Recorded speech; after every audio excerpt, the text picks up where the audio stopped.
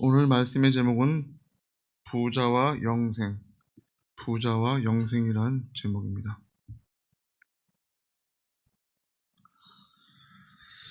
어느새 2023년도가 절반을 훌쩍 지났죠. 그리고 지금이 여름 한가운데 있는 것 같습니다. 이제 조금만 있으면은 소소가 오고 또 초복이 있고 그렇게 무더운 여름이 시작되어집니다. 우리들은 농촌에서 농사를 짓거나 하지 않기 때문에 그런 것에 대한 그런 생각이 많이 없지만, 그럼에도 불구하고 더위는 항상 매년 여름 우리에게 찾아왔고 또 우리들은 그 여름을 잘 지나온 것을 볼 수 있습니다. 올해도 덥겠지만 우리 하나님의 은혜 가운데 우리들이 영육이 강건하여서 온전히 하나님만 기쁘시게 하는 삶으로 나아가기를 주님의 이름으로 축복합니다. 우리 주님께서 마태복음 16장 26절에 뭐라고 말씀하십니까? 사람이 만일 온 천하를 얻고도 제 목숨을 잃으면 무엇이 유익하리요? 사람이 무엇을 주고 제 목숨과 바꾸겠느냐? 그렇게 말씀하신 것을 볼 수 있습니다. 우리 아마도 이런 말씀을 들어보신 적 있을 겁니다. 돈을 잃은 것은 조금 잃은 것이고, 명예를 잃은 것은 많이 잃은 것이고, 건강을 잃은 것은 모두를 잃은 것이다 라는 말을 한 번씩은 들어보셨을 것입니다. 아마도 마태복음 16장 26절 말씀처럼 온 천하를 얻고도 제 목숨을 잃으면 무엇이 유익하리요? 사람이 무엇을 주고 제 목숨과 바꾸겠느냐? 그렇죠. 자기 목숨과 바꿀 수 있는 것은 아무것도 없을 것 같습니다. 아무리 좋은 환경, 부자고 부유하고 유명하고 다 그런다 할지라도 건강을 잃고 목숨을 잃으면 그것은 아무것도 아니라는 사실을 우리들은 살면서 다들 경험해 보셨을 것입니다. 누가복음 14장 25절 말씀 보니까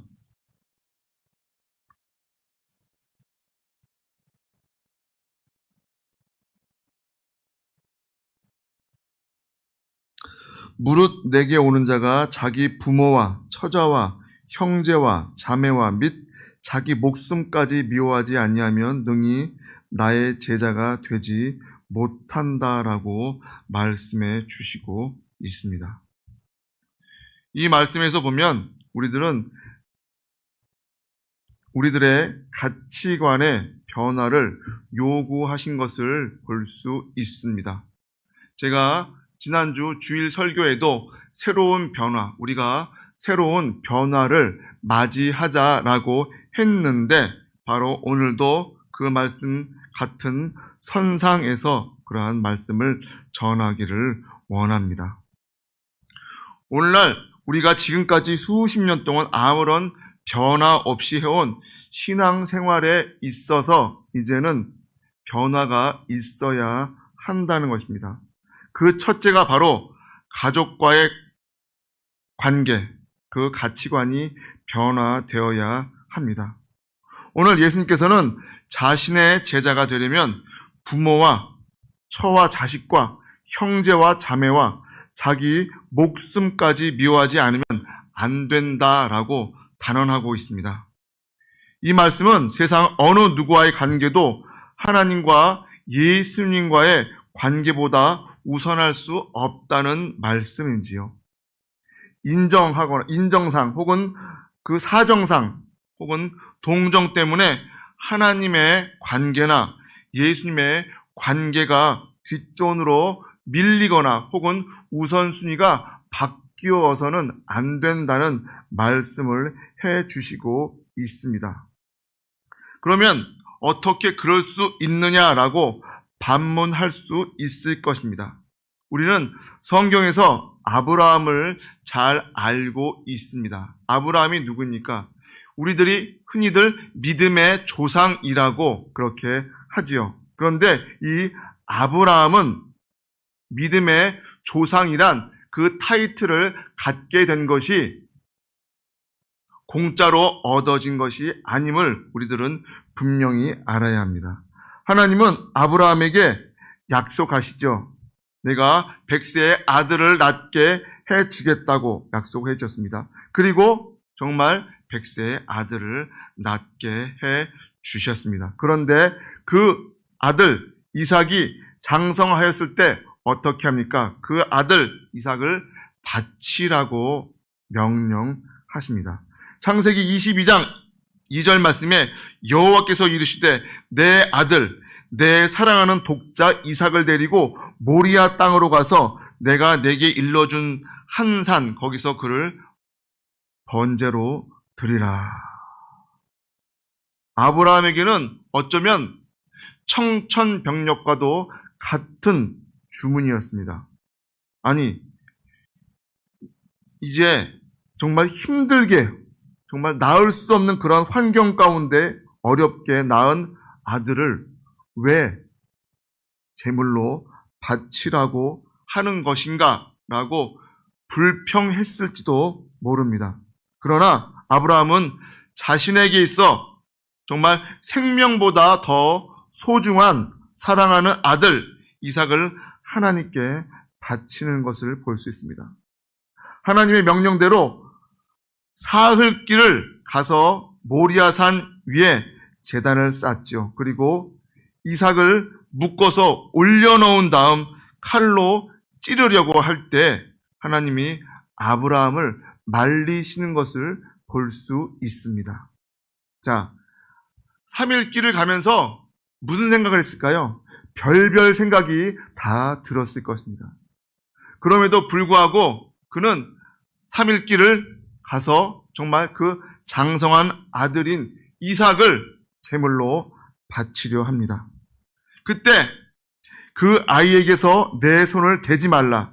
그에게 아무 일도 하지 말라. 내가 내 아들, 내 독자까지도 내게 아끼지 아니하였으니 내가 이제야 내가 하나님을 경외하는 줄을 알았노라. 그렇게 우리 하나님께서 말씀하십니다. 이 말씀 중에서 내가 내 아들, 내 독자라도 아끼지 아니하였으니 이 말씀은 내가 하나님을 경외하는 자로 내가 너를 인정하겠다라고 하는 확증인 것이죠. 아브라함은 육신적으로 자신에게 가장 소중한 이삭보다 하나님을 더 소중하게 여겼다는 것입니다. 결코 쉽지 않은 일입니다. 요즘 같으면 어떨까요? 자기 집에 있는 개를 애완용 개를 하나님께 제물로 드리라고 하더라도 아마 난리를 칠 것입니다. 뭔 소리 하냐고. 그런데 그는 그렇게 하지 않았다는 것이죠. 어떻게? 하나밖에 없는 그 아들까지도 제물로 드리는 그러한 믿음이 있었다는 것입니다. 그러한 믿음이 있을 때 믿음의 조상이라고 하는 엄청난 복을 받게 된 줄 믿습니다. 하나님을 우선순위에서 제일 먼저로 삼는다는 것은 참으로 어려운 일이죠. 특히 우리나라와 같이 인간관계를 중시하는 그러한 나라에서는 부모나 형제나 친척보다 하나님을 더 우선해야 한다는 것이 대단히 어려운 일이라는 것입니다. 어떻습니까? 우리 목사님 계신 그 안동 같은 경우는 제사를 지내고 그 위계 질서가 저는 경험해보지 못했지만 굉장히 엄하고 엄격하고 뭐라 그럴까요? 굉장히 아주 바늘 하나 들어갈 틈이 없는 그러한 아주 뭐랄까요? 그런 참 굉장히 그 관계가 중요시되는 사회가 있죠. 그래서 많은 사람들은 하나님을 수십 년 믿으면서도 이러한 인간적인 관계에서 부딪히면 여지없이 하나님보다 가족을 먼저 생각하고 또 우선순위에서 하나님 요번만 한 번만 봐주세요 라고 하면서 하나님을 뒤로 미루는 경향이 있다는 것입니다. 이와 같은 사람들에게 예수님은 하나님이 우선시 되지 않고서는 절대로 나의 제자가 될 수 없다고 말씀하셨습니다. 여러분들 어떻게 생각하십니까? 우리가 천국에 들어가기를 소망한다면 이러한 문제부터 해결할 수 있어야 할 것입니다. 그렇지 않고는 천국에 들어갈 수 있는 것이 결코 쉽지 않음을 우리들은 분명히 알아야 합니다. 또한 우리가 살아가는 인생 목적에 대한 가치관이 바뀌어져야 할 것입니다. 예수님은 예수님을 따르려는 사람들에게 자기를 부인하고 자기 십자가를 지고 나를 쫓으라고 말씀하셨습니다. 이 말씀은 자기 자신의 모든 것을 포기하고 오직 예수님을 위해서 자기의 목숨을 내어놓으라는 말씀과 일맥상통합니다. 십자가가 무엇입니까? 그냥 남자 여자들이 목에 채우는 그냥 이쁜 액세서리가 아닙니다. 한마디로 십자가는 죽음을 의미합니다. 예수님을 위해서 죽을 때 바로 그것이 십자가를 지는 것이죠.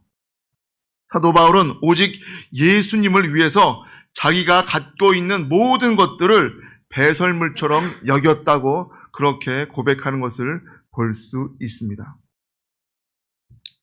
그리고 로마서 14장 8절 9절에 우리가 살아도 주를 위하여 살고 죽어도 주를 위하여 죽나니 그러므로 사나 죽으나 우리가 주의 것이로다. 이를 위하여 그리스도께서 죽었다가 다시 살아났으니 곧 죽은 자와 산 자의 주가 되려 하심이라.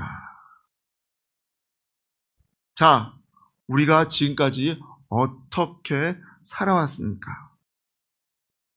저만 해도 저 중심적이고 모든 것이 내 주관대로 내 뜻대로 가려고 했던 것을 볼 수 있습니다. 하나님의 뜻대로가 아닌 내 뜻대로, 내 마음대로, 내 욕심대로 내가 조금이라도 이득이 있다면 그것을 따라가는, 그리고 내가 편하게 신앙생활하는 그러한 마음가짐으로 살아왔다는 것이죠. 하지만 이제는 변화되어야 합니다. 오직 마음을 새롭게 함으로 변화를 받아 하나님의 선하시고 기뻐하시고 온전하신 뜻이 무엇인지 분별하도록 하라고 로마서 12장 2절에 말씀해 주시고 있습니다.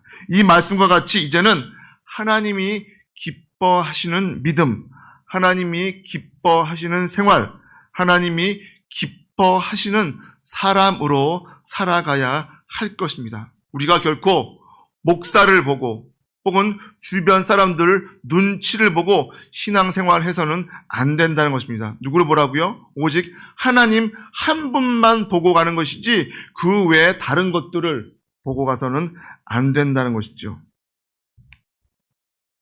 셋째로 우리들은 물질에 대한 가치관이 변화해야 된다고 말씀하고 있습니다. 예수님은 제자가 되는 조건으로 재물에 대한 가치관의 변화를 요구하셨습니다. 누가복음 14장 33절에 이와 같이 너희 중에 누구든지 자기의 모든 소유를 버리지 아니하면 능히 내 제자가 되지 못하리라. 이 말씀은요, 재물에 대한 소유권을 오직 하나님께 전적으로 돌려드리고 하나님의 의도대로만 사용될 것을 그렇게 결단하는 말씀인 것입니다. 물질의 소유권에 대한 포기가 없으면 절대로 예수님의 제자가 될 수 없다고 말씀해 주시고 있습니다. 오늘 말씀에 보면 누가 나옵니까? 어떤 관원이 예수님께 나와 뭐라고 묻습니까? 내가 무엇을 하여야 영생을 얻으리이까? 예수님은 이전에 여러 계명들을 지키라고 말씀해 주셨습니다. 근데 그때 한 관원이 나타나서 뭐라고 말합니까? 나는 그것들을 다 지키고 지금까지 잘 살아왔노라고 말하고 있습니다. 20절 보십시오. 내가 계명을 안 하니 간음하지 말라, 살인하지 말라, 도적질하지 말라, 거짓 증거하지 말라, 내 부모를 공경하라 하였느니라. 여짜오되 이것은 내가 어려서부터 다 지켰나이다. 정말 그는 율법의 외적인 준수만을 생각했던 바리새인의 전형적인 모습을 보여주고 있습니다.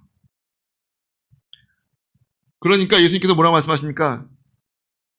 예수께서 이 말을 들으시고 이르시되 내가 오히려 한 가지 부족한 것이 있으니 내게 있는 것을 다 팔아 가난한 자들을 나눠주라.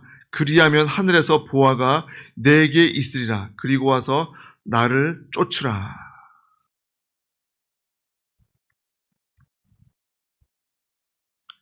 이 말씀을 들은 그가 어떻게 행동했습니까? 23절 말씀 보십시오. 그 사람이 큰 부자인 고로 이 말씀을 듣고 심히 근심하더라.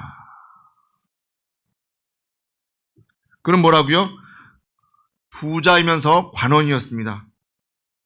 그런 그가 예수님의 그 말씀을 듣고 심히 근심하였다는 것입니다. 뭘 듣고요?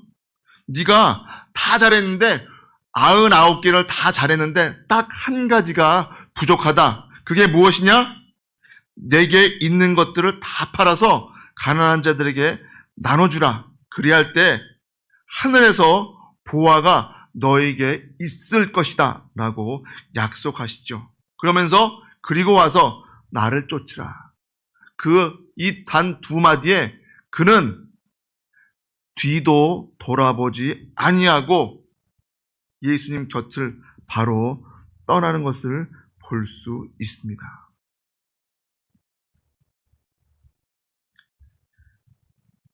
심히 근심하더라.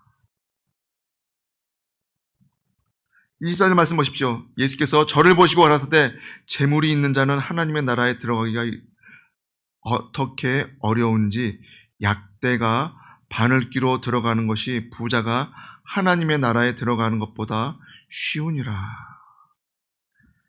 생각해 보십시오. 상식적으로 바늘귀, 우리가 바느질하는 그 바늘 뒤 맨 끝에 있는 그 구멍에 낙타가 들어갈 수 있겠습니까? 그런데 부자가 천국에 들어가는 것이 그 바늘 구멍에 낙타가 통과하는 것보다 더 어렵다고 그렇게 말씀해 주시고 있습니다. 이 말씀을 들은 그는 깜짝 놀랐다는 것이죠. 그 관원이 예수님을 따르는 데 있어서 가장 큰 걸림돌이 뭐예요? 자기가 갖고 있는 재물이었다는 것입니다. 그 후에 부자가 구원 얻는 것이 불가능하다고 예수님이 말씀하신 것이죠. 그런데 불을 하나님의 특별한 축복의 표시로 이해하고 있었던 제자들의 반응을 보십시오. 듣는 자들이 가로되 그런즉 누가 구원을 얻을 수 있나이까? 예수님의 제자들도 역시 그 말씀을 듣고 깜짝 놀랐다는 것입니다. 아니 그러면 누가 구원을 얻습니까? 우리도 그렇지만 어떻습니까? 부자는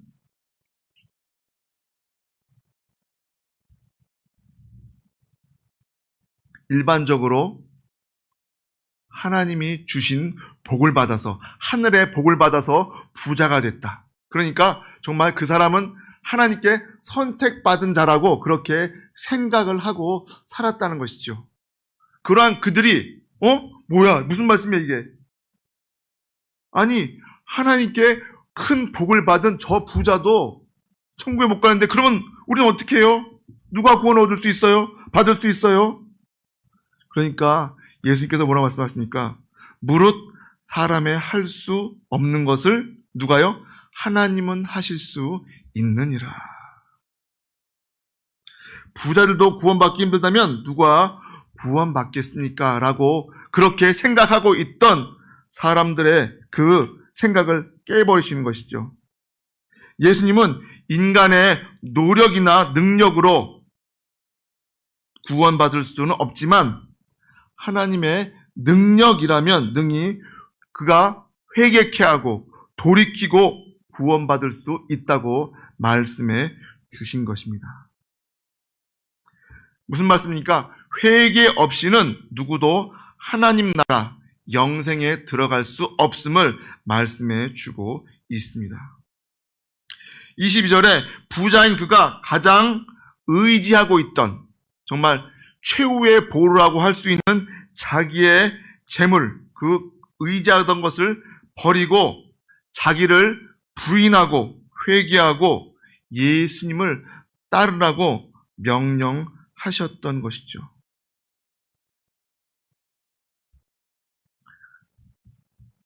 베드로가 그렇게 말합니다. 보옵소서 우리가 우리의 것을 다 버리고 주를 쫓았나이다. 이르시되 내가 진실로 너희에게 이르노니 하나님의 나라를 위하여 집이나 아내나 형제나 부모나 자녀를 버린 자는 금세에 있어 여러 배를 받고 내세의 영생을 받지 못할 자가 없느니라. 구원은 인간의 능력으로 되는 것이 아님을 다시 한번 말씀해 주시고 있습니다. 하나님께서 하신다는 것을 우리들에게 보여주고 있습니다.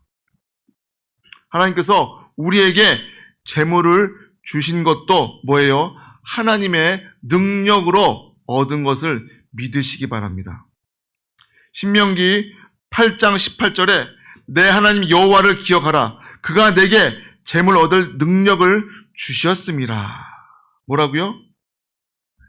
재물 얻을 능력을 여호와 하나님께서 주셨음을 우리들에게 기억하라고 말씀하고 있습니다. 그렇다면 나를 위해서, 나의 가정을 위해서 그런 것은 아깝지 않게 생각하면서 하나님께 대해서는 인색해서는 결코 안 됨을 보여주고 있는 것입니다.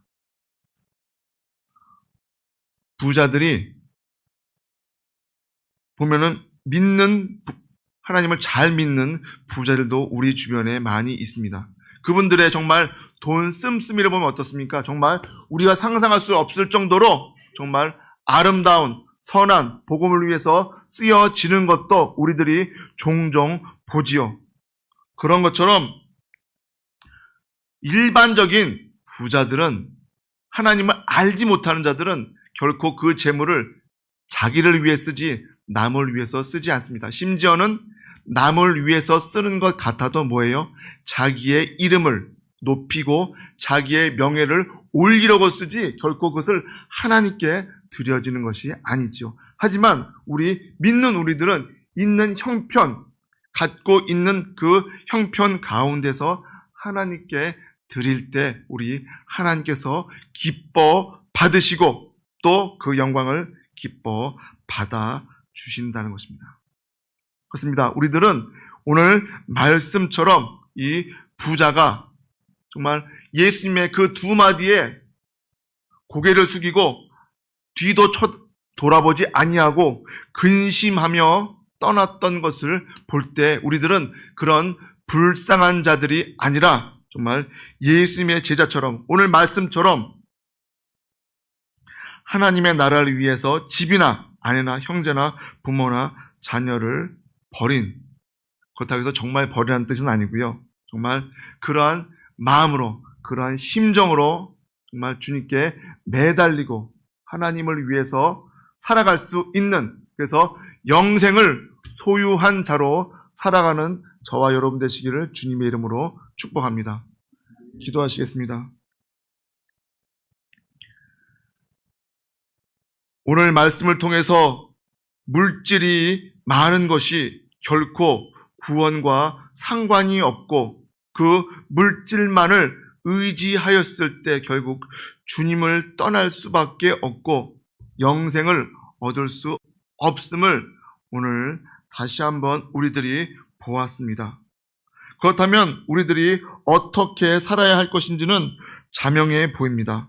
정말 우리가 나와 가족과의 인간관계가 변화되어져야 할 것이고, 또 나의 인생의 목표와 목적이 달라져야 할 것이고, 또한 마지막으로 우리가 가지고 있는 얼마 안 되는 그 재물이라도 그 재물에 대한 가치관이 달라져서 온전히 하나님이 기뻐하시는 자로 하나님께 영광 돌리는 삶으로 나아갈 수 있는 귀한 우리를 되게 하여 주시옵고 변화되게 하여 주시옵소서. 감사드리며 예수님의 이름으로 기도하옵나이다. 아멘. 주님이 가르쳐 주신 기도로 마치겠습니다. 하늘에 계신 우리 아버지여, 이름이 거룩히 여김을 받으시오며 나라의 임하옵시며 뜻이 하늘에서 이룬 것 같이 땅에서도 이루어지이다. 오늘날 우리에게 일용할 양식을 주옵시고 우리가 우리에게 죄 지은 자를 사하여 준 것 같이 우리 죄를 사하여 주옵시고 우리를 시험에 들게 하지 마옵시며 다만 악에서 구하옵소서. 나라와 권세와 영광이 아버지께 영원히 있사옵나이다. 아멘.